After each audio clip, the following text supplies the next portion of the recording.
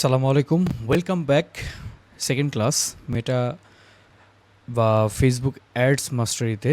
So এখন আমরা যেটা দেখব সেটা হচ্ছে যে আন্ডারস্ট্যান্ডিং বিজনেস ক্রাইটেরিয়া। সো আপনি তো আগের ক্লাসে অবজেক্টিভ প্লাস অ্যালাইনমেন্ট প্লাস হচ্ছে ফানেল ম্যাপিং করে নেওয়া এই সম্পর্কে জেনেছেন, বাট এখন কি করতে হবে? আপনি যে কোনো কাজ যদি করতে যান বা আপনি অ্যাজ এ ফাউন্ডার্স অথবা সার্ভিস প্রোভাইডার যেই হন না কেন, ঠিক কোন কোন জায়গায় আপনার একটা বিজনেসের বিষয়গুলো খেয়াল রাখতে হবে। মানে আপনি এই যে অ্যাজ এ প্রফেশনাল, ঠিক আছে, যে ভুলগুলো এখন মানুষ করে, যে আমাকে অ্যাক্সেস দিল আমি শুরু করে দিলাম, বাট নট এভাবে করলে পারে দিন শেষে আসলে আপনার বদনাম হবে, প্রফেশনালিজমটা থাকবে না, তখন মার্কেটারদের নামে একটা বদনাম হবে। বাট এটা আসলে না হোক আমি চাই। এবং এখানে আমি 7টা পয়েন্ট তুলে ধরেছি যেগুলো অনেক বেশি ম্যান্ডেটরি। আপনার যদি মনে হয় যে এখানে 7টা না 8টা 9টা 10টা মতো আপনি আরও যদি আরও বেশি সিকিউরড হন, বাট আমার ধরানোর দরকার, আমি ধরিয়ে দিচ্ছি যাতে করে এই ভুলটা। এখন আপনি দেখতে পারেন যে পেজের কন্টেন্টস, হ্যাঁ ডেফিনেটলি সেটাও হতে পারে। হ্যাঁ, আমি লিখে দিই, আস্তে আস্তে আমরা কমপ্লিটলি দেখতে পারবো আর কি।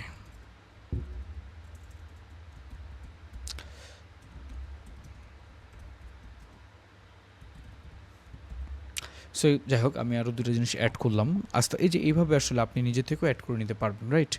সো এখন যে বিষয়টা দেখবো সেটা হচ্ছে যে আমাদের বিজনেস ক্রাইটেরিয়াগুলো। সো আপনি যখন কোনো একটা বিজনেসের সাথে কাজ করবেন, সো সেই বিজনেসটা আসলে কতটুকু কি অবস্থায় আছে এবং সেই বিজনেসের বর্তমান সিচুয়েশন কি সেটাও, ঠিক আছে, আপনি সেটাও সুন্দরভাবে তুলে রাখতে পারেন। হ্যাঁ,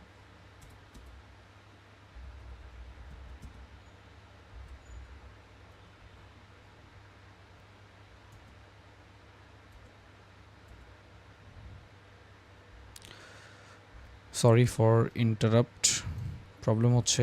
আচ্ছা, আমি পরে বলতেছি, সমস্যা নাই। সো এই যে ওভার দ্য সিচুয়েশন ওই বিজনেসের ক্ষেত্রে, তখন আপনি কি এই ক্রাইটেরিয়াগুলো ফিল আপ করতে পারেন যে আসলে উনি which types of problem solve this company, এই কোম্পানির সাথে কী ধরনের প্রবলেম সলিউশন দিচ্ছে, ঠিক আছে, এবং সেটা কোন নিশের ওপর, হুইচ নিশেস। এখন এটা কি মানুষের শারীরিক কোনো সমস্যাকে সমাধান দিচ্ছে, নাকি ক্লোদিং, নাকি কোনো পরামর্শ কনসালটেন্ট ফার্ম, নাকি বিটুবি সেলস, নাকি কর্পোরেট সেলস, নাকি travel and tourism, what ever, ঠিক আছে। সো আপনি তখন দেখতেছেন যে আসলে এই কোম্পানিটা কী ধরনের সলিউশন দিচ্ছে এবং সেই সলিউশনের উপর বেস করে আসলে আর কি কি জিনিস বের করা যায়, তখন সেটা আপনি চিন্তা করবেন। এবং সেটা কোন নিশের ওপর, ওই যে বললাম ক্লোদিং, নাকি ফুড, নাকি ভেষজ, নাকি আপনার হচ্ছে ফুটওয়্যার, ঠিক আছে। মানে এটা আসলে ডিফারেন্ট ডিফারেন্ট নিশ হইতে পারে আপনার যেটার সাথে ভালো ম্যাচ করে এবং যেই বেজে আপনি কাজ করতেছেন বা আপনি ক্লায়েন্ট সার্ভ করতেছেন, রাইট? এবং সেটার ওয়েবসাইট কি আদৌ রেডি আছে কি না। যদি ওয়েবসাইট রেডি থাকে খুব ভালো, যদি রেডি না থাকে তাহলে পরামর্শ করতে হবে যে আপনার তো ওয়েবসাইট না। আপনার দেখা গেলো যে সামটাইমস আমি এই জিনিসটা দেখেছি যে মোটামুটি অনেক বড় বড় বিজনেস করতেছে, পেজে ব্যাপক লাইক ফলোয়ার আছে, পাশাপাশি একটা ভালো অডিয়েন্স আছে, লাইক আপনার 50,000, 60,000, 70,000, 80,000, 1 লাখ, 1.5 লাখ, 2 লাখ, 2.5 লাখও আছে, কিন্তু ওয়েবসাইট নেই। ইটস অ্যান বিগ ইস্যু, কারণ তারা প্রপার নলেজটা রাখছে না। তাদেরকে এই জিনিসটা সাপোর্ট করতে হবে আপনাকে, অ্যাটলিস্ট সাজেশন দিয়ে তাকে একটা কনভিন্স করেন, কারণ এটা লাগবে তার, কারণ তার এত বড় একটা অডিয়েন্স, সে কেন ট্র্যাকিং করবে না। এই যে সচেতন করিয়ে দেওয়া, এইটা হচ্ছে আপনার একটা প্রফেশনালিজম, যে আপনি একটা সিম্প্যাথি জোন ক্রিয়েট করেছেন। ওই যে শুরুতে বলেছিলাম সিম্প্যাথি, রিকলও হবে, যে এখন রিকল হবে অনেক কিছু আস্তে আস্তে। Then web page speed fast on, for example এখানে যদি আমি এটা চেকিং পারপাসে বলি, তাহলে আমরা একটা লাইভ চেকিং করতে পারি। সো আমরা যদি ব্র্যান্ড মাস্টার আমাদের পেজটাতে যদি যাই, তাহলে আমরা দেখতে পাচ্ছি দিস ইজ আওয়ার সাইট। এখন আমরা যদি পেজ স্পিড, বিএনজে এবং হুকটেন্টের ব্র্যান্ড মাস্টার অ্যান্ড হুকটেন, ব্র্যান্ড মাস্টার জুনিয়র এবং আমরা যদি এখানে পেজ স্পিড লিখি, হ্যাঁ, এই যে পেজ স্পিড ইনসাইট। সো এখানে যদি আমাদের যে ইয়েটা আছে, ডোমেইনটা আছে, সেটা যদি আমরা এখানে পেস্ট করে দিই, পেস্ট করলে পরে যদি আমরা অ্যানালাইজে ক্লিক করি তাহলে আমাদের পেজের যে ওভারঅল স্পিডটা সেটা টেস্ট আকারে চলে আসবে এবং একটা ডায়াগনোজ হয়ে যাবে আর কি, হ্যাঁ, যে আসলে বর্তমান অবস্থায় যে ডায়াগনোজ পারফরমেন্স ইস্যুস। সো এখানে আসলে কোনটার থেকে কতটুকু কি দেখা যাচ্ছে, কি সিস্টেমে দেখা, যদিও এখন অ্যাড চলতেছে। সো এই আর কি বিষয়, আপস অ্যান্ড ডাউন থাকতে পারে কন্টেন্টসের কারণে, বাট আমরা একটু ওয়েট করি, ঠিক আছে, একটু ওয়েট করে আমরা এটা দেখার চেষ্টা করি। ওকে, সো চলে আসছে যে আমাদের মোবাইল থেকে 83% পারফরমেন্স করতেছে, অ্যাক্সেসিবিলিটি হচ্ছে আপনার 87%, বেস্ট প্র্যাকটিস 100%, এসিও আছে 92%। ডেস্কটপ থেকে যদি দেখি, ডেস্কটপ থেকে পারফরমেন্স 100%, অ্যাক্সেসিবিলিটি হচ্ছে আপনার 87%, বেস্ট প্র্যাকটিস 100 এসিওতে হচ্ছে 92। সো এইভাবে আপনি আপনার পেজের ইনসাইটটা ডায়াগনোস করতে পারেন, অথবা আপনি যে মানুষের বা যে ফাউন্ডারের কাজ করবেন তার সাইটটা আপনি এভাবে চেক করে নিতে পারেন, যাতে করে যদি কোনো প্রবলেম থাকে সেই প্রবলেমটা আপনি ফাইন্ড আউট করে বলতে পারেন যে ভাই আপনার সাইটে প্রবলেম আছে, আপনি ডেভেলপারের সাথে কথা বলেন, ঠিক আছে। সো এই আর কি বিষয়।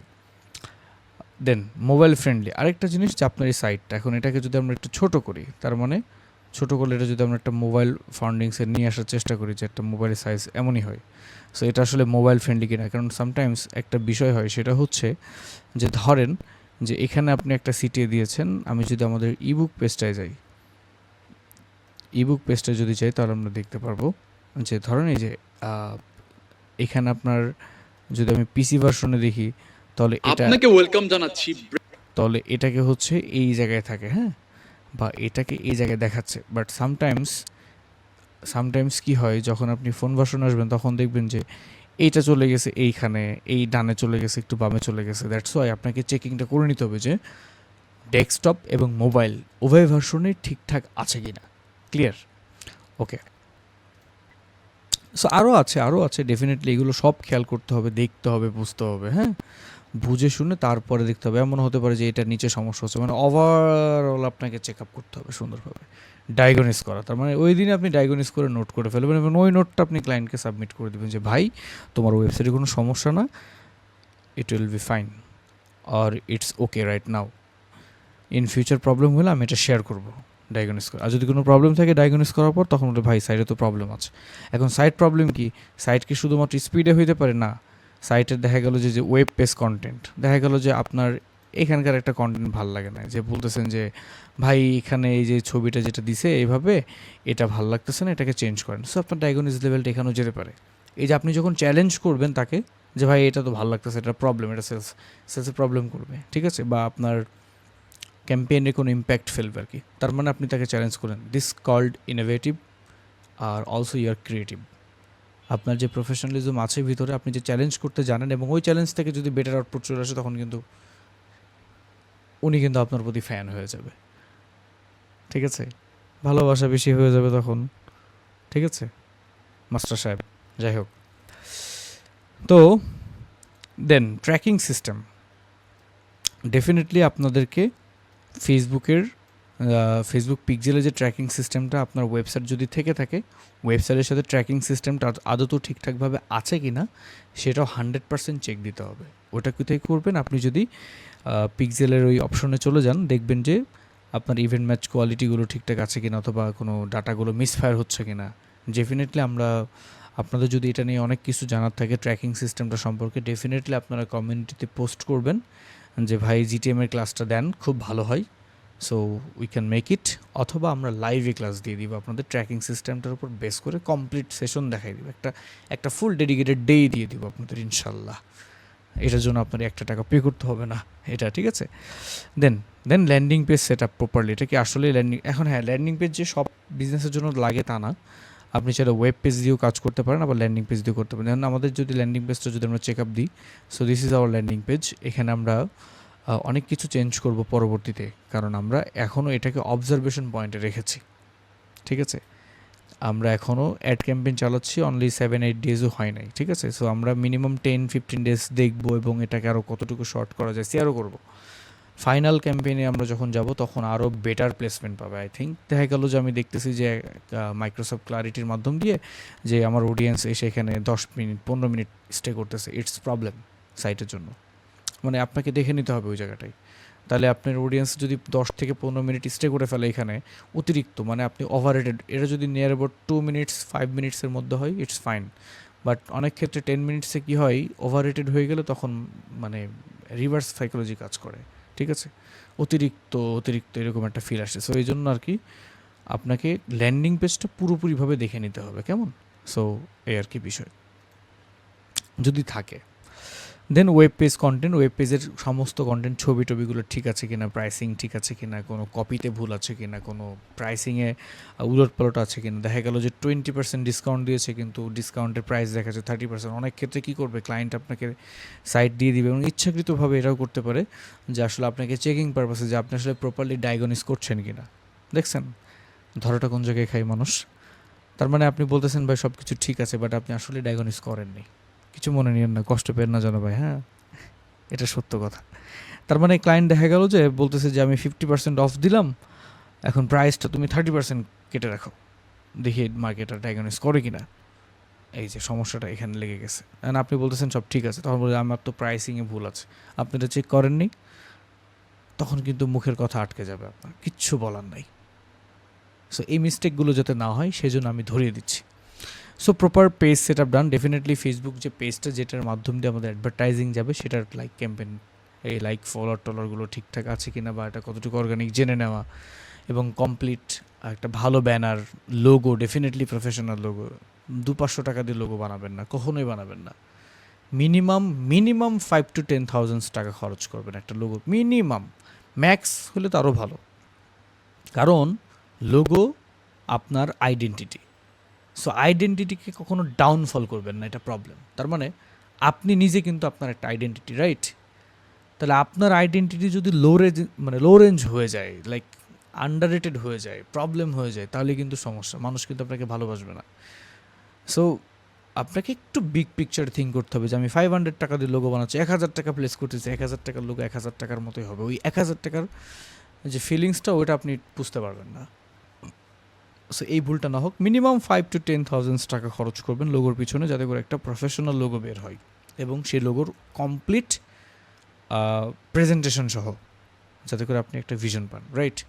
So this is our class, like understanding business criteria, যে আপনি কাজটা নেওয়ার আগে অথবা নিজে উদ্যোক্তা হিসেবে কাজটা করার আগে ঠিক কোন কোন বিষয়ে ফোকাস করা উচিত। আমি 9টা পয়েন্ট বের করেছি, আপনি চাইলে আরও জিনিস অ্যাড করতে পারেন, যেমন কারেন্ট সিচুয়েশন,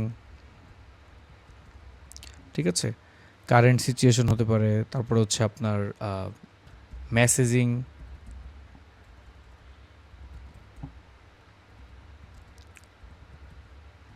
ডেভেলপ, তারপর হচ্ছে কি টিম অটোমেশন, তারপর হচ্ছে কি ফানেল অপটিমাইজেশন।